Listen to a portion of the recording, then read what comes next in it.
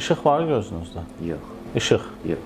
Müalicə elətdirdim, yenə xeyirli. Bakıda oldunuz əməliyyat. Neçə barmaqdır, baxın. Neçə barmaqdır? İndi? Bir hərəkət var gözünüzdə? Yox. Bir hərəkət var? İşıq var gözünüzdə? Yox, İşıq. yox. Sağ gözün çarəsi yoxdur artıq maalesef. Yəni işığı itiribsiz, göz təzyiqiniz yüksəlibdir, qlaukom olubsuz.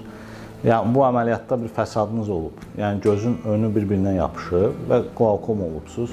Göz təzyiqi yüksəlib və göz sıradan çıxıb. Onu artıq geri qaytarmaq mümkün deyil.